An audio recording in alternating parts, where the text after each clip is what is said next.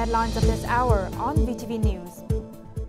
Prime Minister attends ASEAN-US Summit and meets with Japanese counterpart.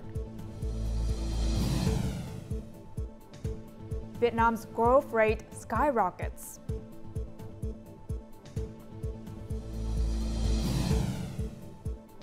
And in our world news, Hurricane Milton causes severe damage in Florida.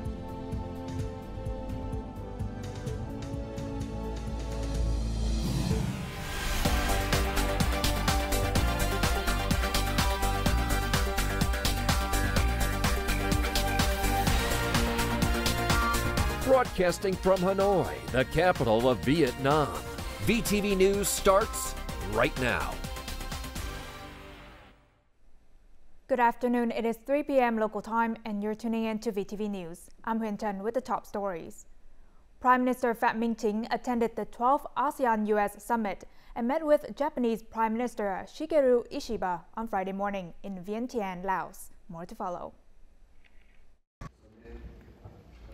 At the ASEAN-US Summit, Prime Minister Fat Ming highlighted the importance of focusing on economic, trade and investment cooperation to open new export markets. He also stressed the need for collaboration on climate change and improving resilience to natural disasters. Vietnam appreciates the ongoing U.S. support for the development of the Mekong sub-region. Furthermore, Vietnam proposed allocating resources to establish science, technology and innovation as the new pillar in ASEAN-US relations, aiming to achieve breakthroughs that foster the rapid and sustainable growth of the comprehensive strategic partnership. He affirmed that Vietnam is keen to explore collaboration with US corporations and technology companies. Meeting with his Japanese counterpart, Prime Minister Fat Ming underscored the importance of economic cooperation as the foundation of their bilateral relationship. He called for stronger ties and a faster progress on key projects. He affirmed that Vietnam continues to create favorable conditions for over 2,000 Japanese enterprises operating in the country. He also proposed new ODA loans from Japan for strategic infrastructure projects and climate change adaptation. Prime Minister Shigeru Ishiba appreciated Prime Minister Fat Ming's contributions to bilateral relations and expressed strong support for his proposals. He affirmed his commitment to creating favorable conditions for Vietnamese workers and trainees in Japan to aid Vietnam in developing high-quality human resources. Prime Minister Fat Ming met with President of the European Council Charles Michel on Thursday in Vientiane, Laos, during the ASEAN Summit. The leaders agreed to expand Vietnam-EU cooperation by enhancing high-level exchanges, removing trade barriers, and collaborating in new areas. Prime Minister Fat Ming urged the EU to encourage member countries to ratify the EU-Vietnam Investment Protection Agreement and lift the yellow card on Vietnamese seafood products. President Michel committed to promoting the early ratification of the agreement, considering the lifting of the yellow card and supporting Vietnam in the Just Energy Transition Partnership. He expressed a desire to strengthen the ASEAN-EU partnership and reaffirmed his support for ASEAN's stance and central role in regional issues.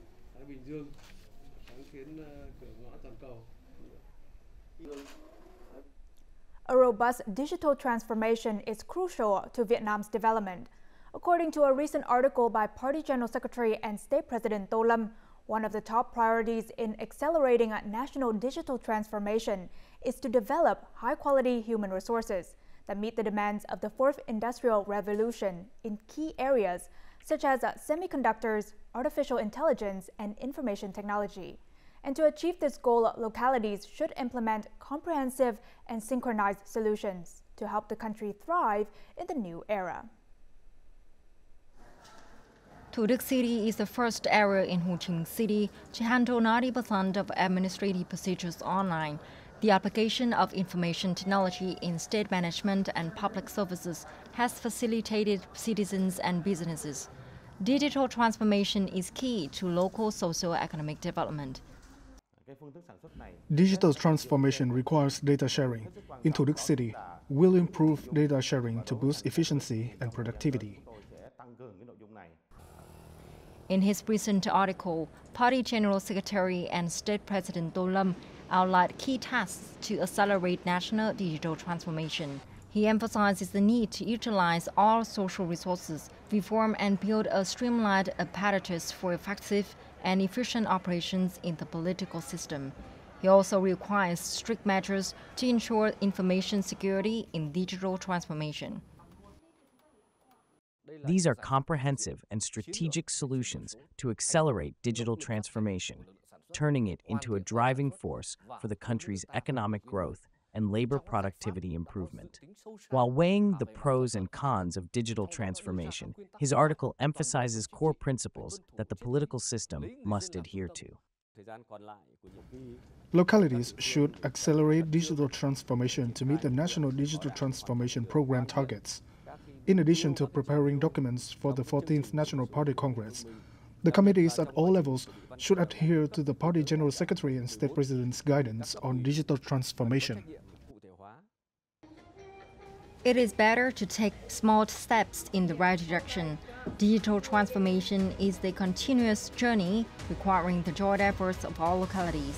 The determination and vision of the leaders of all ministries, state agencies and businesses are key to successful digital transformation. Many of Vietnam's key sectors, including exports, industrial production, and foreign investment, have shown positive trends. And by the end of third quarter, Vietnam's Purchasing Manager Index expanded for 5 consecutive months, with industrial production rising 8.34% year-on-year. This growth has supported export performance, approaching $580 billion in the first 3 quarters. International organizations emphasize the importance of continued public investment disbursement to enhance import-export dynamics, consumption, and private investment. They also highlight the need to foster new growth drivers, such as artificial intelligence, digitalization, and the green economy for long-term growth potential. A delegation from the agricultural sectors of Cambodia, Indonesia, Laos, and the Philippines visited Vietnam's 1 million hectare of high-quality rice project site in Cần Thơ City. This visit is part of the capacity building for sustainable and low-carbon rice innovations in Southeast Asia, or CABIN project. The delegation explored low-emission rice cultivation and circular agriculture models at the Tiến Thuận Cooperative, the first unit to implement the project in Cần Thơ. Straw management remains a significant challenge in Southeast Asia, posing risk of a soil nutrient depletion and severe air pollution. Delegates discuss straw-based business models and the economic viability of processing straw into organic fertilizers. The CABIN project aims to enhance the capacity of partners to guide farmers in adopting environmentally friendly production methods and also reducing carbon emissions from rice production. Recently, the project also held an inauguration ceremony and conducted training sessions on sustainable straw management models. With active support from Japan's Kiraboshi Bank and the Vietnam Trade Office in Japan, a Vietnamese rice company has exported more than 3,000 tons of high-quality rice under the ASEAN brand to the Japanese market since the beginning of October. This is the second Vietnamese rice brand successfully exported to this demanding market with strict import standards. Vietnamese rice has received high acclaim from many demanding markets in the world. Over 3,000 tons of rice under the ASEAN brand have been exported to Japan. The procedure for importing rice into Japan is quite difficult and time-consuming. Obtaining an import permit will take up to a year and a half. However, we helped a Vietnamese rice company reduce the time to 6 months. Vietnamese rice imported into Japan must meet strict pesticide residue regulations with 624 criteria and go through 3 types of inspection. As this is the second time Vietnam has successfully imported rice into Japan, Vietnamese rice has built brand trust in this demanding market. Therefore, the procedures to obtain an import permit will be reduced. This is the second time Vietnamese rice has successfully been exported to Japan, one of the world's most demanding markets with strict standards. Initially, only a small amount of rice was exported to Japan, but recently we have exported more than 3,000 tons of rice. We expect to export 6,000 tons of rice to Japan by the end of 2024. Japan's agricultural protectionism restricts the sales of rice between Japan and Vietnam. Vietnamese rice must be imported under the simultaneous buy and sell tender system. Vietnam's success in rice exports enhances the value of Vietnamese agricultural products in the global market. To boost the competitiveness of Vietnamese shrimp, cleanliness is essential. Key strategies include disease reduction, investment in farming areas, proactive raw material sourcing, and customer base expansion. These efforts aim to enhance the industry's resilience and competitiveness in large, demanding markets. Thanks to automated feeding, water circulation treatment, waste-free manure collection, and antibiotic-free raising, the farming areas in this cooperative are more effective than the traditional earthen pond approach. If an epidemic occurs, it can be effectively managed due to easy detection, enabling a quick response. 25 enterprises, 7 cooperatives, and nearly 1,000 households in Bac Lieu are involved in high-tech, super-intensive shrimp farming. The increased use of automatic machinery simplifies shrimp farming management, reducing labor requirements and enabling one person to oversee several thousand square meters of farm area. This approach boosts yields to 150 tons per hectare per year, with a success rate exceeding 70% and some businesses achieving even higher rates. To boost shrimp competitiveness in the international market, a closed value chain is essential. We export whole shrimp and value-added products to Australia, sourcing from clean shrimp farmers with traceable origins. In the first 9 months of the year, Bac Lieu's shrimp export turnover exceeded $700 million USD, marking a 9.3% increase from the previous year. This figure is expected to rise significantly in the coming months, driven by heightened demand from importers for the Christmas and New Year seasons. The total retail sales and consumer services have grown by 8.8% in the first 9 months of this year, according to the latest report from the General Statistics Office. In September alone, retail sales and consumer service revenue rose an estimated 1.2% compared to the previous month and 7.6% year-on-year. The General Statistics Office attributes this growth to the recovery of domestic consumption and production. The strong tourism sector has also boosted the trade and services industry. Total retail sales in the first 9 months reached over $145 million, with food and agricultural products showing the highest growth, exceeding 10%. Now, before we move on to other important updates, let's take a look at the foreign exchange rates of today, October 11th.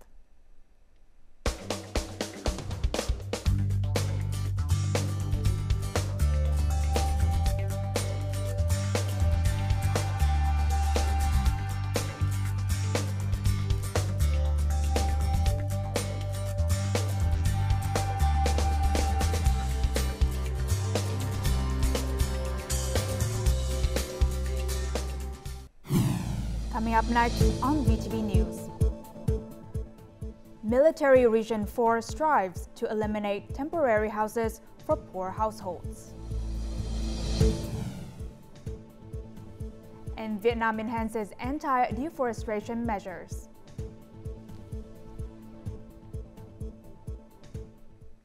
Moving on to other news, in response to the nationwide movement, the whole country joined hands to eliminate temporary and dilapidated houses by 2025.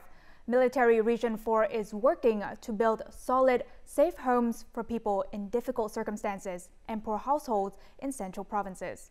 Through various creative approaches, Military Region 4 has helped bring happy homes to the people. In about 3 months, Lady Tien and her mother can move into their new house. For this particularly disadvantaged family in the mountainous Cat Văn commune of Thanh Trung district, having a solid home has been their greatest wish. Thanks to the military support, Thien's family will no longer have to worry when the rainy and stormy season arrives. Previously, our house was damaged and deteriorating.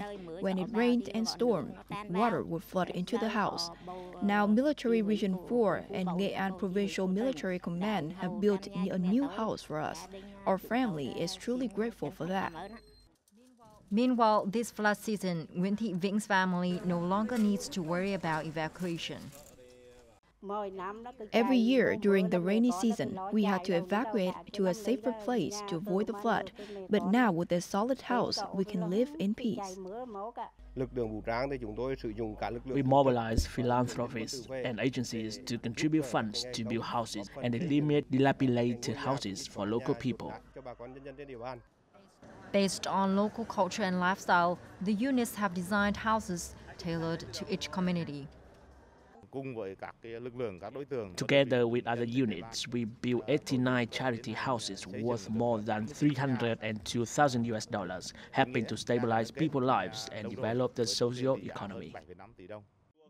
Recently, units in Military Region 4 have coordinated with localities to build 10,100 compassion houses. Each house costs between $2,000 and $3,200. 50,000 saving books will also be distributed to households.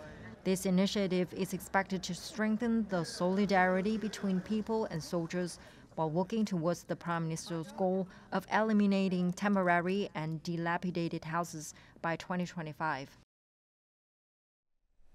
The European Commission has proposed postponing the implementation of the EU deforestation regulation by 1 year. Initially set to take effect on December 30th, 2024, the law prohibits the import of agricultural products like cocoa, coffee, soil, palm oil, timber, beef, rubber, and paper sourced from deforested or degraded land. The delay is in response to concerns from businesses and farmers about the new regulation's potential negative impact on sustainable agriculture and forestry. Additionally, guideline documents remain incomplete. The new timeline would see the law apply to large enterprises starting December 30th, 2025, with a 6-month extension for small and medium-sized enterprises. Vietnam has implemented regulations to combat deforestation and forest degradation linked to agriculture. Many localities are now witnessing the rise of sustainable growing practices, signaling a shift in farmers' mindsets. Additionally, raising awareness among businesses is essential to ensuring Vietnamese agricultural products meet market requirements for anti-deforestation practices. Over 560 hectares of coffee at Dak Mar Cooperative in Con Tum Province meet 4C sustainable standards, traced to more than 870 farming households. These standards help farmers reduce input costs and increase productivity by 10 to 15% compared to conventional methods. The 4C standards have enhanced our farming practices. Our fresh fruit harvest has increased from 15 tons to 17 to 20 tons per hectare. Cooperatives have conducted training courses on sustainable coffee production that meet anti-deforestation requirements. The Con Tum agricultural sector and businesses have also assisted households in completing the necessary documentation for 4C certification for export. This new requirement has prompted the department to enhance its outreach efforts. Plans are in place with districts to establish sustainable coffee growing areas. The Ministry of Industry and Trade, in coordination with the European Union delegation to Vietnam, has been organizing training programs to boost businesses' capacity for green export development in response to the EUDR. The project budget is between 3 and 3.5 million euros. We organize training sessions and dialogues for Vietnamese businesses to help them understand and comply with these regulations. Export enterprises are proposing that the Ministry of Industry and Trade provide clear guidance and update EUDR-related documents. This would allow businesses to proactively plan for future changes. Gamo National Park, recognized as a Ramsar site, is a key ecological area in Vietnam. offering recreational, scientific, cultural, and economic value. Its mangrove forest tours have recently become a highlight, attracting numerous tourists for exploration and adventure. Visitors can ride or traditional wooden boats through winding waterways, observe oyster farming along the rivers, and learn about local aquaculture practices. Additionally, tourists can admire pristine mangrove forest and explore mudflats. A unique feature of this destination is its location at Gamo Cape, the only place in Vietnam where visitors can witness both sunrise and sunset over the sea. And since launching the mangrove forest tour in late 2018, Gamo Cape National Park has welcomed nearly 50,000 domestic and international visitors for research, sightseeing, and experiential activities.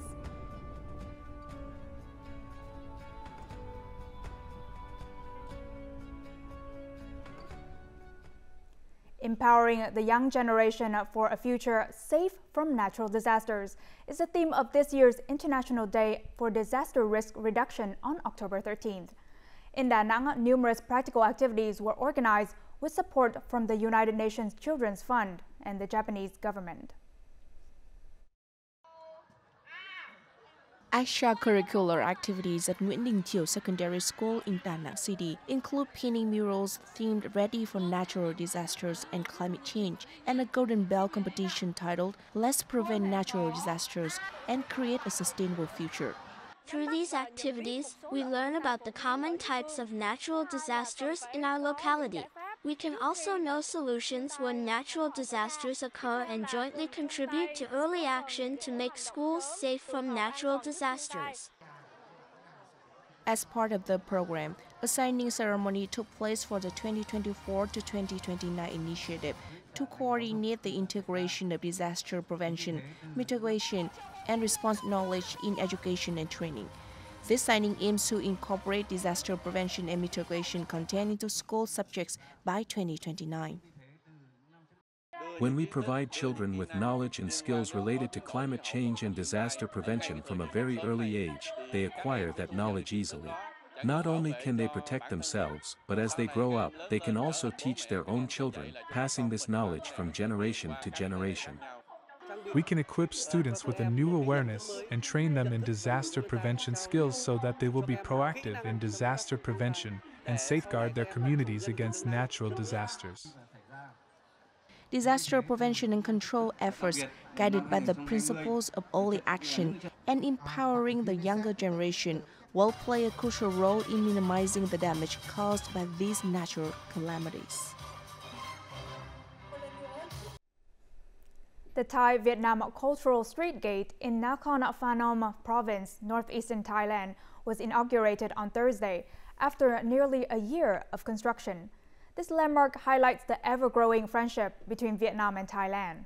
The project, which broke ground on December 11, 2023, received an investment of $14,000 from the Nakhon Phanom city budget.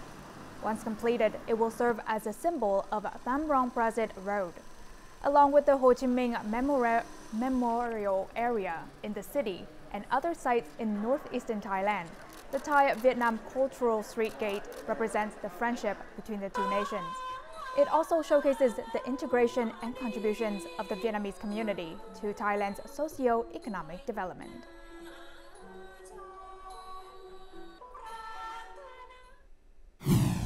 Coming up next in our world news. Hurricane Milton causes severe damage in Florida.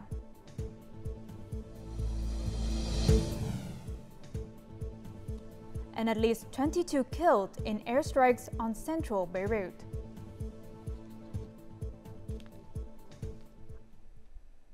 Now moving on to our world news. CNN reported that at least 15 people in Florida, US were killed after Hurricane Milton devastated the state. At least 27 tornadoes were reported, and more than 2.6 million utility customers across Florida are still without power.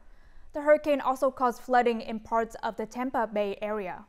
Hurricane Milton made landfall just 2 weeks after Hurricane Helene devastated Florida and other southeastern states.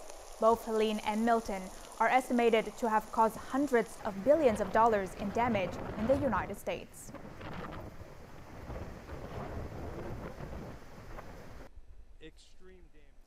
At least 22 people have been killed and 117 others wounded in Israeli airstrikes on two densely populated areas of central Beirut. It was the largest attack on central Beirut since Israel intensified its air campaign against Hezbollah 2 weeks ago. Lebanon reported that at least one senior Hezbollah figure was targeted in the strikes. The Israeli military issued an evacuation alert overnight for Beirut's southern suburbs. And previously, Israel had warned Lebanese civilians not to return to their homes in the south to avoid being injured in the fighting. The European Union announced that it was postponing the new automated border control system for non-EU citizens, as some countries are not yet prepared to implement it. Previously, the entry-exit system, EES, which will do away with passport stamps, was supposed to launch on November 10th. European Commissioner for Home Affairs Ylva Johansson said that there's no new timeline so far. And under the EES, travelers to the bloc will have their details and biometric data, including facial images and fingerprints, collected at ports of entry. She proposed a potential phased introduction as an alternative to an immediate rollout. The flat of the future is flat without robots or artificial intelligence. Instead, the 26 square meter apartment near Paris aims to drastically cut carbon emissions and water consumption with low-tech devices, allowing for a sustainable and nearly self-reliant life. More to follow. French interior designer Caroline Poltz and engineer Corentin de Châteauperon moved into their urban biosphere this summer to lead a lifestyle that cuts out waste and divides water use by tenfold in order to meet the United Nations 2050 target for greenhouse gas emissions. Part of an experiment to evaluate low-tech living, the small studio, situated in the close suburb of Paris in Boulogne-Billancourt, is peppered with features that were designed to be simple, cheap, accessible to anyone, and easy to repair. I projected ourselves into 2040 to see how we could live in cities in dense urban areas, but in a low-tech way. That is to say, with technologies that make it possible to divide greenhouse gas emissions by 5, water consumption by 10, that does not generate waste, that is healthy, financially accessible, and at the same time that is nice. In the kitchen, there is no gas stove, but rather a resistance under a well-insulated pot powered by solar panels installed on the roof in order to slow-cook the food. What you can hear, the crickets singing. We have a farm in the flat, and in fact in this experiment, we are followed by several experts, including a nutrition expert with whom we established all of our nutritional needs. The experiment started in July and is due to end at the start of November. The couple is being followed by researchers, including nutritionists, with a scientific protocol to measure the ecological footprint, the couple's health, and the financial accessibility. Now, as usual, let's move on to the weather forecast.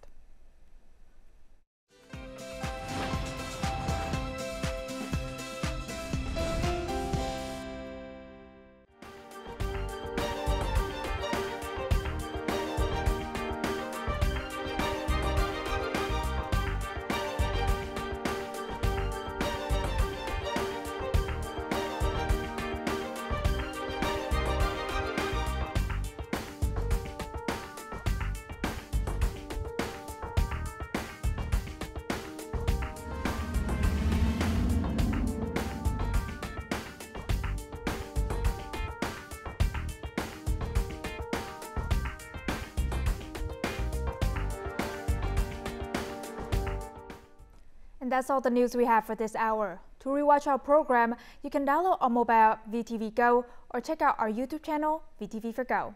Thank you for watching and see you next time.